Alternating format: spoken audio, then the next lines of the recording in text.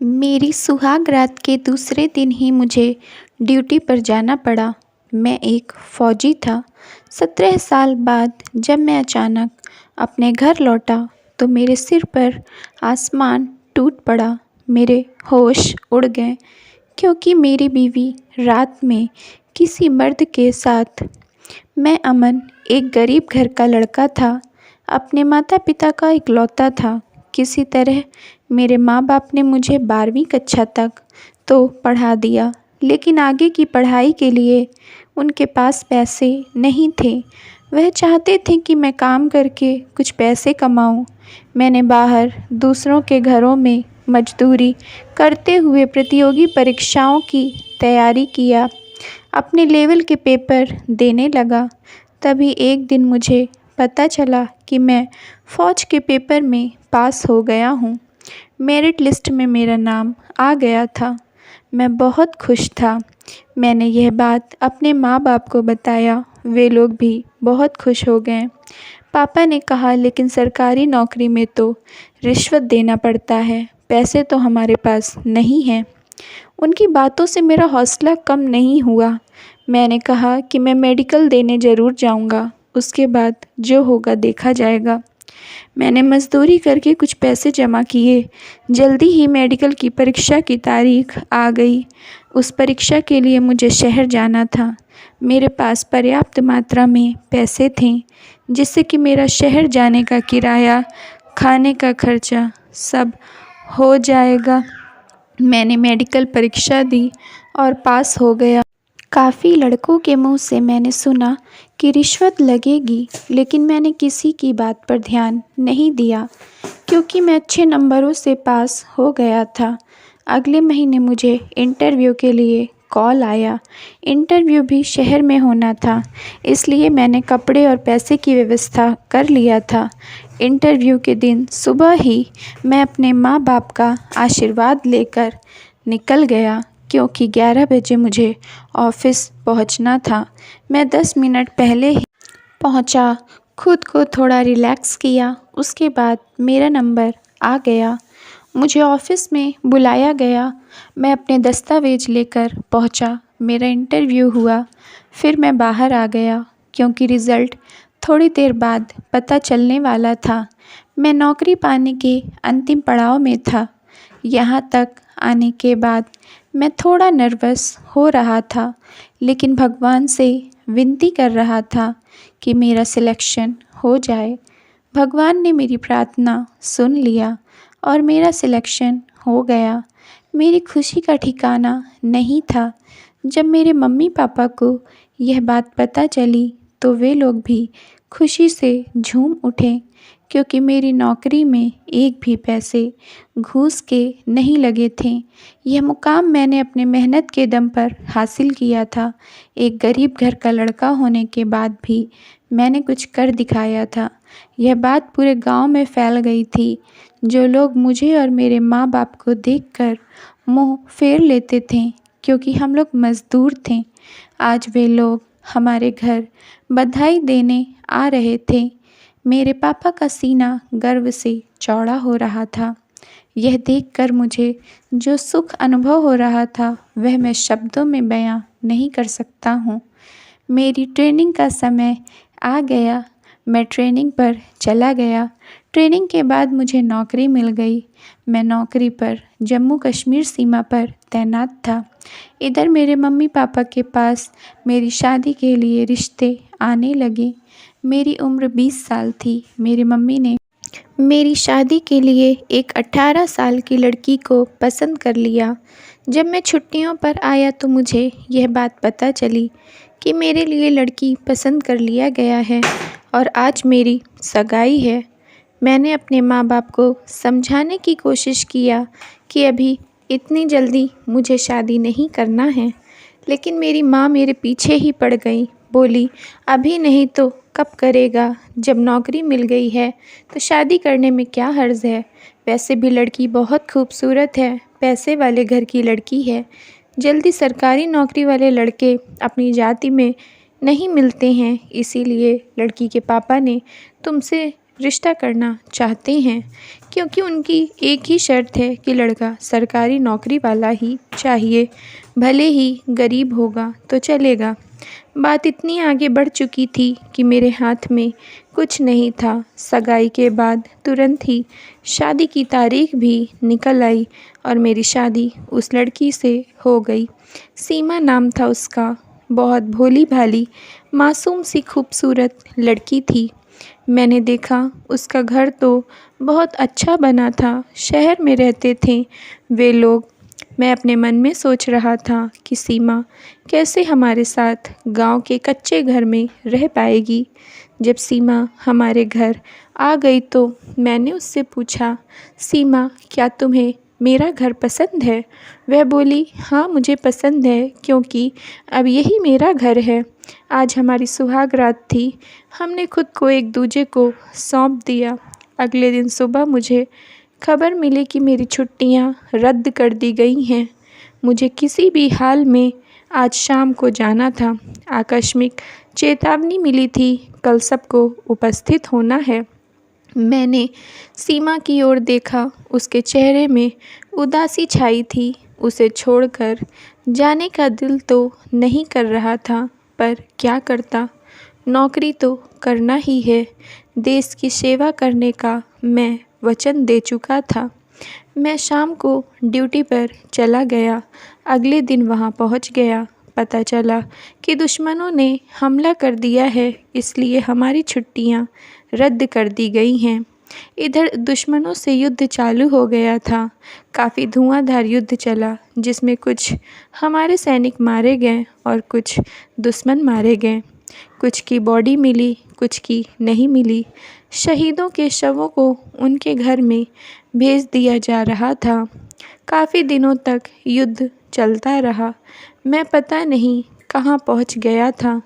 जब मुझे होश आया तो पता चला कि मैं 17 सालों से कोमा में था, लेकिन आज मैं ठीक हो गया था। मुझे सब कुछ याद आ गया था कि मैं कौन हूँ, मेरे साथ क्या हुआ था। मैंने उन गांव वालों को जिन्होंने मेरी जान बचाई, 17 सालों तक मेरा ध्यान रखा था, बताया मेरा नाम अमन है। मैं एक फ़ौजी हूँ। दुश्मनों से युद्ध चल रहा था। मैं उनका पीछा कर रहा था और पकड़ा गया था। मैं दुश्मनों के हाथ नहीं लगना चाहता था। उनकी गुलामी मुझे मंजूर नहीं थी, इसलिए मैं खाई से नीचे कूद गया था, जहाँ गांव वालों ने मुझे देखा और मेरी जान बचाई। खाई में कूदने की वजह से मेरे सिर पर काफ़ी चोटें आई थीं, इसलिए मैं कोमा में चला गया था। मुझे कुछ भी याद नहीं था। इतने सालों तक मेरा ध्यान रखने के लिए मैंने गांव वालों को धन्यवाद किया। सबसे पहले मैं वहां गया जहां ड्यूटी कर रहा था। वहां मेरे पहचान का कोई आदमी नहीं था। या तो वे लोग रिटायर्ड हो चुके थे या तो उनका ट्रांसफ़र हो गया था। सैनिकों के कमरे में खिड़की में एक अखबार लगा था, जिसमें मेरे शहीद होने की खबर छपी थी। मैं वहाँ से निकल आया। मुझे अपने माँ बाप और बीवी की याद आई। वे लोग किस हाल में होंगे, मेरे बिना कैसे जी रहे होंगे।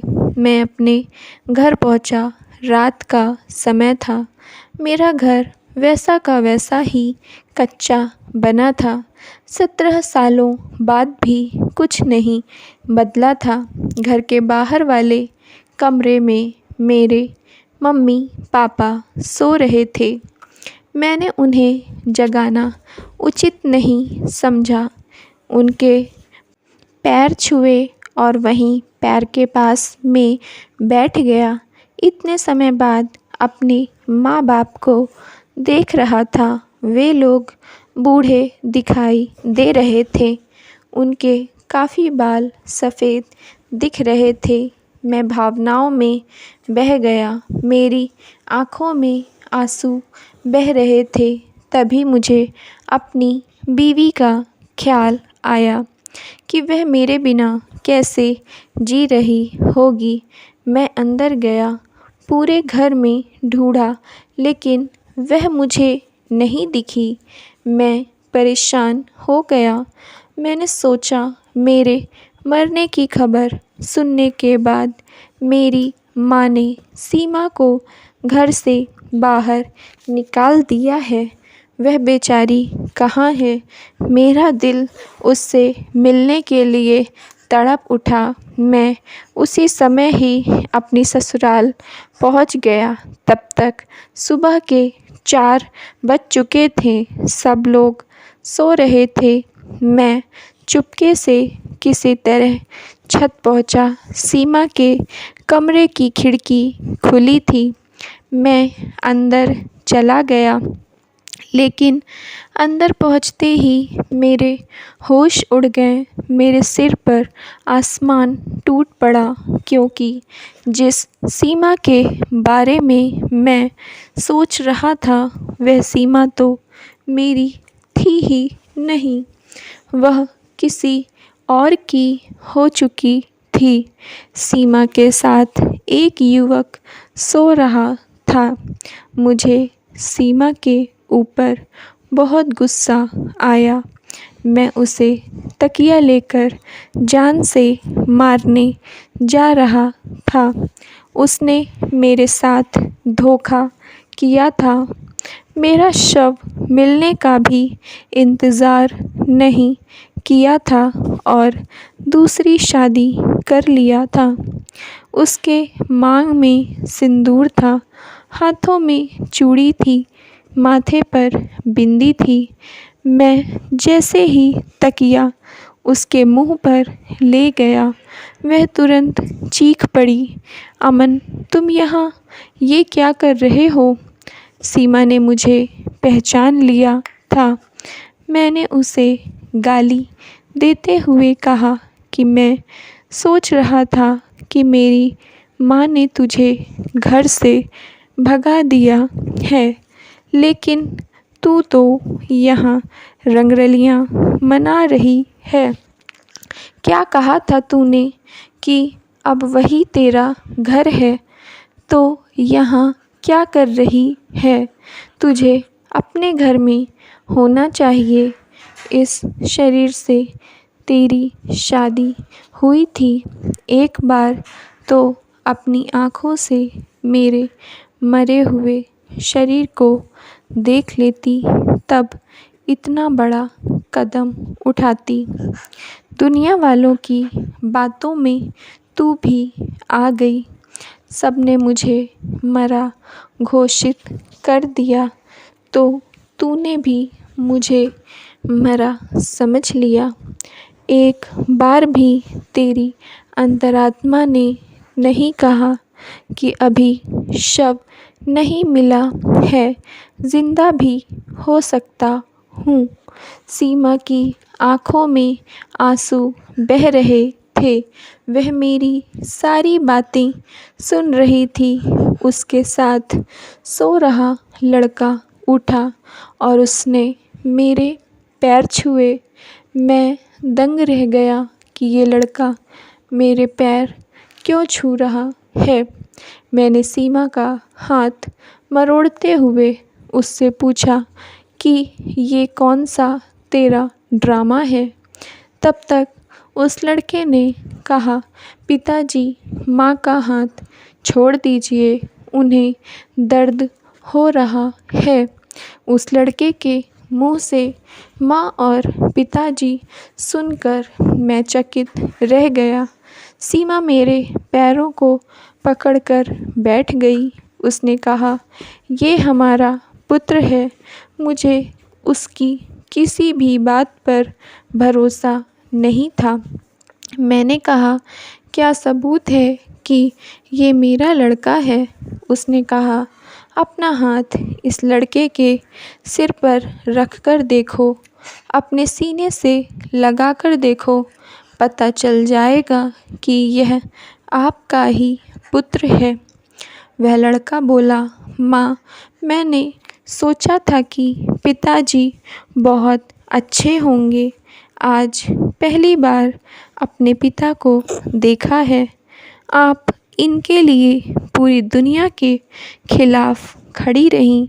आपने इनके नाम का सिंदूर कभी नहीं अपनी मांग से नहीं मिटाया हाथों की चूड़ियाँ, नहीं उतारी सबके अपमान सहती रहीं। लोग कहते थे कि इसका पति मर गया है, ये विधवा है, लेकिन कितनी निर्लज्ज औरत है जो कि अपनी मांग से सिंदूर नहीं पोंछा, हाथों की चूड़ियाँ नहीं तोड़ी। मैंने उस लड़के को अपने सीने से लगाया, आंखें बंद किया। मुझे एहसास हुआ कि यह मेरा बेटा है। मेरी पत्नी के माँ में आज भी मेरे नाम का सिंदूर है। उसके हाथों में आज भी मेरे नाम की चूड़ियाँ हैं। गरीब होने की वजह से और लोगों के तानों की वजह से मेरी माँ ने सीमा को एक 2 साल के बच्चे के साथ घर से निकाल दिया था। उसका और कोई सहारा नहीं था, इसलिए वह मेरे बेटा के साथ 15 सालों से अपने मायके में रह रही थी। मेरी माँ को सीमा का सिंदूर लगाना, चूड़ी पहनना पसंद नहीं था। वह सीमा को मना किया करती थीं, लेकिन सीमा ने उनकी नहीं सुनी। वह अपना सुहाग करती रही, जिससे कि लोग मेरी माँ को ताना मारते थे। मेरी माँ ने कहा, अगर तुम्हें सिंदूर लगाना है तो यहाँ नहीं रह सकती। अगर यहाँ रहना है तो मेरे बेटे की विधवा बनकर रहो। सीमा मेरी विधवा नहीं, सुहागन बनकर रहना चाहती थी। मायके में भी उसे सब लोग मना करते थे, लेकिन उसने किसी की नहीं सुनी। हमारे बेटे से हमेशा कहती थी कि एक दिन तुम्हारे पिताजी ज़रूर आएंगे। सीमा के प्रेम से मेरी आँखों में आंसू थम नहीं रहे थे। मैं उसी वक्त अपने बेटे और सीमा को लेकर अपने घर चला गया। मेरे माँ बाप मुझे देखकर आश्चर्यचकित थे। बेटा, तू जिंदा है। उन लोगों ने मुझे गले से लगा लिया। उन लोगों ने सीमा से माफ़ी मांगा। बहू, हमें माफ़ कर दो। हमने उन्हें माफ़ कर दिया, क्योंकि हम जानते थे कि यह सब उन्होंने गांव वालों के दबाव में आकर किया था।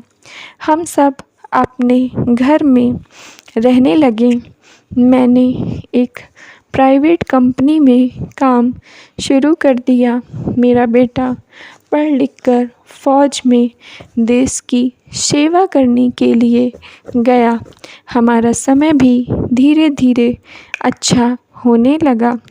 Thank you friends. अगर आप लोग को स्टोरी पसंद आई हो तो प्लीज़ लाइक कर दीजिए और चैनल को सब्सक्राइब कर लीजिए।